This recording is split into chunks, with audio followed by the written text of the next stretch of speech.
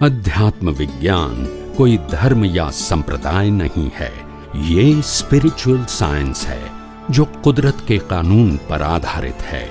ये विज्ञान पूरे ब्रह्मांड के सभी रहस्यों को उजागर करता है और जीवन के सभी पहलुओं को समझने के लिए एक नई दृष्टि देता है। इसी को आर्ट ऑफ विजन कहते हैं, दुनिया को देखने की एक नई दृष्टि, जो अध्यात्म विज्ञानी परम पूज्य स्वामी श्री कमलेशानंद जी के निर्देशन में सनातन सत्य का अनुसंधान कर हमारे जीवन को प्रकाशित करे। जय सच्चिदानंद। मायाजाळ એટલે કર્મજાળ। માયાજાળ એટલે કે AI આર્ટિફિશિયલ ઇન્ટેલિજન્સ હોય નહીં ને લાગે। શું કીધું? હોય નહીં પણ લાગે। સમજાય છે? જન્મ તારે મા બાપ મને, એમને ચોઈસ નહીં, આપણે ચોઈસ નહીં। બોલતા નથી, ચોઈસ કરી જન્મો ને તરત જ ભાઈ બહેન મળી જાય, કોઈ ચોઈસ નહીં આપણે। બોલતા નથી, જન્મો ને તરત રહેવાનું ઘર મળે, યસ કે નો? જન્મો ને તરત ધર્મ મળી જાય, ચોઈસ છે ના? આ શું છે? મળે છે આની ને માનીએ છે મારું, યસ કે નો? મા બાપ અને મળે છે કે આત્માને મળે છે? ભાઈ બહેન આત્માને મળે છે કે શરીરને? રહેવાનું ઘર પણ અને ધર્મ પણ, આખું જીવન પણ અને મૃત્યુ પણ। તો આપણે ક્યાં છીએ? બોલતા નથી। વેર વી આર, ખોવાયેલા। એનું નામ ઇલ્યુઝન છે। નહીં છતાં માની, છે નહીં છતાં માનવાનો પ્રશ્ન, એ હોય એ પ્રશ્ન નથી। મન વચન કાયા તેની અવસ્થા, જન્મ જીવન મૃત્યુ, આ હોવું એનો વાંધો નથી, પણ એનું અજ્ઞાન હોવું એ વાંધો છે। રામકૃષ્ણ મહાનું પણ જન્મ જીવન મૃત્યુ હતું, પણ અજ્ઞાન ત્યારે આદિ વ્યાધિ ઉપાધિમાં પણ સમાધિ વર્તતી હતી। આદિ એટલે કેવળ માનસિક દુઃખ, વ્યાધિ એટલે શારીરિક દુઃખ, અને ઉપાધિ એટલે બહારથી આવે। બોલતા નથી, ના સમજાય? એ આધિ વ્યાધિ ને ઉપાધિ આને હોય, એમાં આપણને સમાધિ ક્યારે રહે? ઓબ્ઝર્વર। શું છીએ આપણે? ઓબ્ઝર્વર। આપણે ડુઅર નથી, ઓનર નથી અને સર્વર। પર્યાયની વાત કરેલી ને, સર્વેના મનના પર્યાય, સર્વેના મનના પર્યાયમાંથી દાદા બને છે સામાસીના વિક્રમ। તો સવારે મારે ને ઉષાને અમારે કઈ પ્રસંગ થયો તો અમે બોલો શું કહેવાય, મેં જનરલ આપણું જનરલ સ્ટેટમેન્ટ મૂક્યું કે આ બધું આવું જોઈએ છે। તો એ પર્યાય જો સામામાં વાંચી શકાય તો પછી આ એ પ્રમાણે એ કરી શકે। આપણે કુદરતી રચના માની લઈએ, પણ જો એનાલિસિસ થાય અંદર તો પછી એની જાગૃતિ થોડી રહે તો શું થાય કે અવસ્થામાં આવું કે શું કે નામ, સંજોગ આવીને કહી જાય છે કે ઠોકર વાગી તો લઈ ધડો, એટલે ધડો એટલે જાગૃતિ। તો અવસ્થા આવે, પ્રસંગ તો બની ગયો, પછી શું કહેવાય, ઠોકર વાગી એટલે શું, ઘર્ષણ થયું। તો આ દાદા ભગવાન પહેલા તો બધા પર્યાય શબ્દ કદાચ સમજાવવો પડશે આપણે। તમે જે વાક્ય ભૂલી ગયા, સર્વેના મનના પર્યાયો વાંચી દાદા બને છે સમાધિ લઘુત્તમ। સમજાય છે? પણ ધ્યાન રાખો, આપણે પર્યાયને અવસ્થા કહી છે, અવસ્થાના ડિટેલિંગમાં જવું નહીં। તો કીધું અવસ્થાના ડિટેલિંગમાં જવાનું નહીં। પર્યાય એટલે અવસ્થા, અવસ્થાના ડિટેલિંગમાં ના જવું। આપણે બધી પર્યાયોના ઓબ્ઝર્વર, કુદરતી રચના જે હોય તે નિકાલ થઈ રહ્યો છે કરવાનો જ્યારે ઠોકર વાગી જાય છે, આપણે ઠોકર વાગી જાય છે ત્યારે કે જ્યારે તમે પર્યાયની અવસ્થામાં ઊંડા ઉતરો છો, ઓબ્ઝર્વર છો, તો કશું નથી. અને આને થાય એ તો થવાનું, કારણ કે આ તો કર્મ ભોગવવાનું સાધન છે. આને તો થાય. રામને વનવાસ જવું પડે, ખ્યાલ આવે? પાંડવોને જવું પડે, મહાવીરને જવું પડે વનવાસ. કર્મનો ખેલ. એને જ્ઞાનને હું લેવા દેવા? આ જ્ઞાન થોડું છે. ને પહેલા કીધું હતું, શરીરમાં જ્ઞાનનો અંશ નથી. શરીર થ્રુ ધ બોડી જ્ઞાનને વ્યક્ત કરી શકાય. બોડીમાં જ્ઞાન નથી. બોડીમાં જ્ઞાન હોય તો બળાય નહીં. સમજી ગયા? રામકૃષ્ણ મહાવીરના બોડીમાં જ્ઞાન નતું, કારણ કે બોડી હંમેશા જળ હોય, મિકેનિકલ હોય અને કુદરતી રચના. સમજી ગયા? અને total create, operate and destroy by the law of nature. આમાં જ્ઞાન ના હોય. આ પ્લેયર છે, આના દ્વારા જ્ઞાન વ્યક્ત થાય. જેમ મોબાઈલ દ્વારા થાય, ટીવી દ્વારા થાય. તો મોબાઈલમાં જ્ઞાન છે, ટીવીમાં જ્ઞાન છે, પણ એના દ્વારા શું થાય છે? વ્યક્ત થાય છે એઝ અ પ્લેયર. એમ બોડી પણ શું છે? પ્લેયર છે. એકાકાર થઈ જાય એટલે માર ખાવાનું થાય. બસ. આપણે કોઈના પર્યાયો વાંચવા નથી. દેખાય તો કુદરતી રચના. આ બધા ખોવાઈ જવાના રસ્તા છે. રસ્તા ખોટા નથી. મને ઘણા બધા કહેશે, મને કે સ્વામીજી અમને તમારું ભવિષ્ય, અમારું ભવિષ્ય તમને દેખાય. મેં કોઈ દેખીને શું કરવાનું? ભવિષ્ય નક્કી છે, હું ના કહું તો એમાં ઊંડા ઉતરી કરવું છે શું? આપણે જે વસ્તુ બનવાની છે એને હું જાણું કે ના જાણું, શું ફેર પડશે? આ રિલેટિવ સત્યની માયાજાળ છે. આવી સિદ્ધિઓમાં કેટલાય મહાપુરુષોના જીવન બરબાદ થઈ ગયા. અને સિદ્ધિ કહેવાય. ખ્યાલ આવે? તમારું ભવિષ્ય ફોરકાસ્ટ હું જાણું બેઠો બેઠો, એને સિદ્ધિ કહેવાય. તમારા મનના વિચારોને જાણવું, એને સિદ્ધિ કહેવાય. હું અહીંયા બેઠા બેઠા તમે શું ગેર કરો છો એ જોઈ શકું, એને સિદ્ધિ કહેવાય. પણ બેનિફિટ શું? આખી આત્માની અનુભૂતિ છે. આ તો બધી માયાજાળ છે. તીર્થંકર ભગવંતોને by birth by gift 82 lakh રૂપિયા સમજાય છે ગિફ્ટ રૂપે. પણ એક પણનો યુઝ કરે અને છે એવું ગૌરવ પણ. કારણ કે આ તો વિનાશી છે સાહેબ. આત્માને કોઈ લેવા દેવા નથી. આ માયાની જાળમાં ફસવું હોય તો લેવા દેવા કરે. સમજાય છે? ખ્યાલ આવે? મને એક ભાઈ કે સૌથી મોટી સિદ્ધિ કેટલી? મેં કહું આ જન્મથી મોત સુધી જીવતો રહે છે એ સિદ્ધિ છે. જીવવું સહેલું. સમજાય છે? અને બીજી સિદ્ધિ એ છે કે 7 ફેરા ફર્યા પછી 70 વર્ષ કાઢવા, એ બીજી સિદ્ધિ. સમજાય છે? તારે આવી સિદ્ધિઓને શું કરવાની સાહેબ? શું કરવાની? મિનિંગલેસ. ત્યારે કોઈ આ બધી ભ્રાંતિ છે, માયાની જાત છે સાહેબ. સિદ્ધિ એને કહેવાય કે હું પરમાત્મા છું અને મન વચન કાયા ને 5 ઇન્દ્રિયથી અનુભવા કે સમગ્ર સૃષ્ટિની એક પણ વસ્તુની મને અસર ના થાય, મને મોહ ના ઉત્પન્ન થાય, રાગદ્વેષ ઉત્પન્ન ના થાય, માલિકી પણ ઉત્પન્ન ના થાય, કર્તા પણ ઉત્પન્ન ના થાય, ભોગતા પણ ઉત્પન્ન ના થાય. સમજાય છે ને? તો એને સિદ્ધિ કહેવાય. પણ એ સિદ્ધિ કઈ? જ્ઞાન અને દર્શન. એ ભૌતિક સિદ્ધિ. એ સિદ્ધિ સિદ્ધ કરીશું ત્યારે કેવળ દર્શન અને કેવળ. આ બધી સિદ્ધિઓને શું કરવાનું? શું કરવાનું? ખોવાઈ જવાનું અંદર. અને આ બધી સિદ્ધિઓ પાપ અને પુણ્યના આધારે છે. પ્રગટ થાય પુણ્યથી ને પાપ આવે ત્યારે જતી એ કારણ કે કુદરતની છે, આપણી પોતાની નથી. સમજાય છે? એટલે આ બધામાં પડવાનું નહીં. મેં કેટલી બાબતોમાં કીધું કે આપણે પર્યાયો જાણવાની નથી, આપણાની કોઈના નથી જાણવા. શું જાણીને કરવું છે? કુદરતી રચના બધું આવી ગયું. No detail.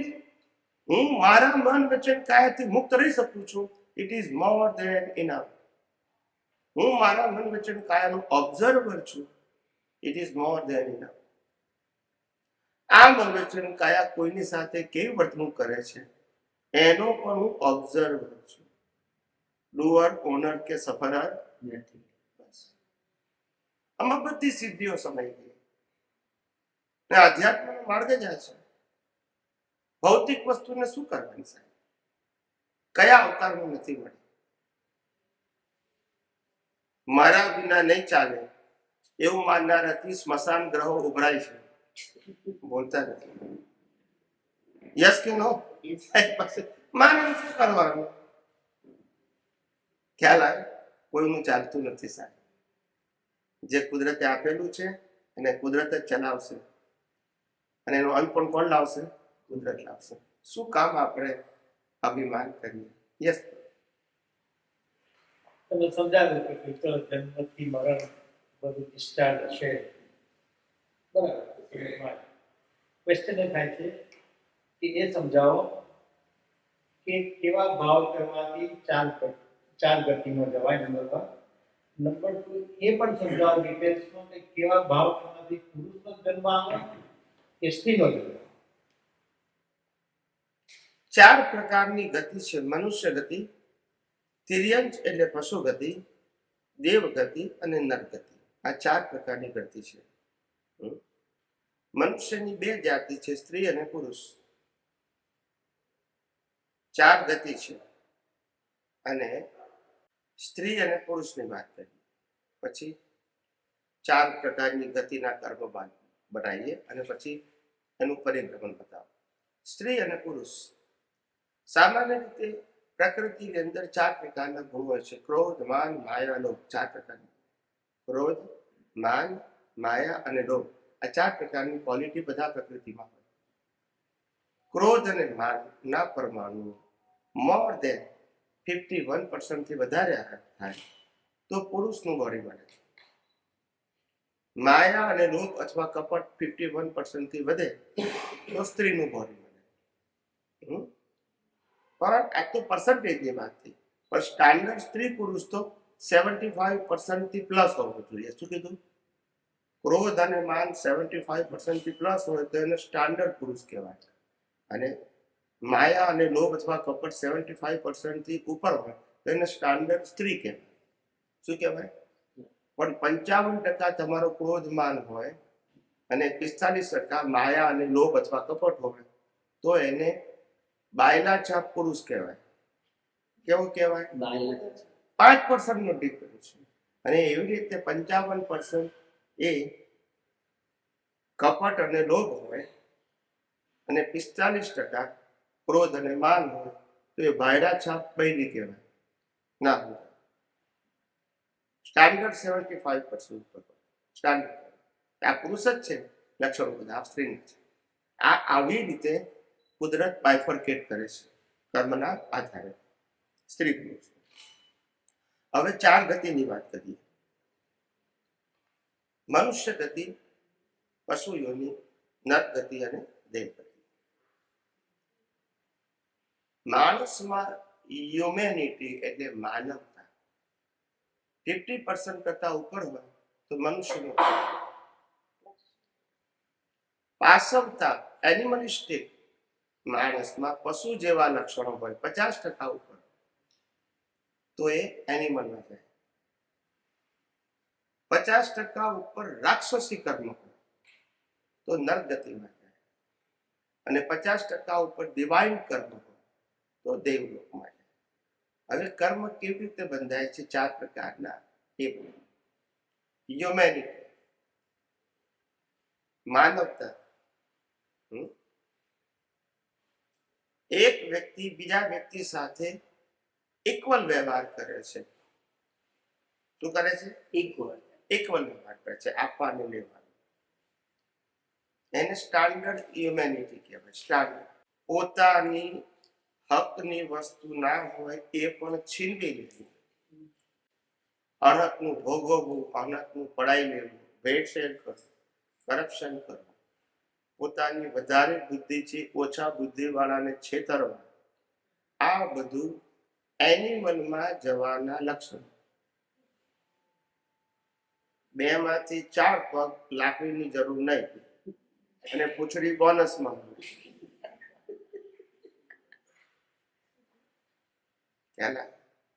અણહકનું, હકનું હોય તો હ્યુમન કહેવાય, અણહકનું તો એનિમલ.